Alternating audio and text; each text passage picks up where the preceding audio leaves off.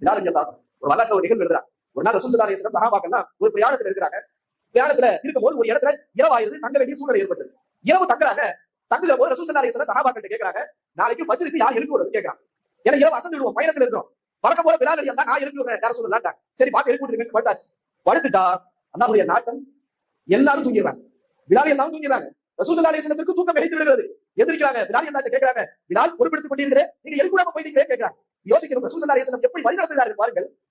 இல்ல யார சொல்லலாம் என்னன்னே தெரியல. இந்த நம்ம சொல்லுவோம்ல, இந்த மாதிரி ஒரு தூக்கம் வந்ததே இல்ல. அதே வார்த்தை பிலால் என்ன சொன்னார்கள். சொன்ன பிறகு ரசூல் ஸல்லல்லாஹு அலைஹி வஸல்லம் சொன்னார்கள், பரவாயில்லை, நீங்க எப்போது தூங்க ஆரம்பித்தாலும் அல்லாஹ் உங்கள் ரூஹை கைவிட்டுகிறான். மீண்டும் அவன் தான் உங்களுக்கு ரூஹை தருகிறான். எனவே எடுக்கவும் கொடுக்கவும் அவன் சக்தி உள்ளவன். எனவே போய் வாங்க சொல்லுங்க. போய் வாங்க சொல்றாங்க. பிறகு தொழுகை கலாவாக நடக்கிறது. ஆனால் ரசூல் ஸல்லல்லாஹு அலைஹி வஸல்லம் சொல்றாங்க, இந்த முசீபத்தான இடத்தை விட்டு வேற இடத்துக்கு போய் தொழலாம் அப்படின்றாங்க. யோசிக்கிற உடனே நீங்க நம்ம என்ன செஞ்சிடக்கூடாது, அப்ப ரசூலுல்லாஹே தொழுகாம கலா வைக்கிறாங்க, சஹாபியா தூங்கிட்டாங்க அப்படின்னு நினைக்கக்கூடாது.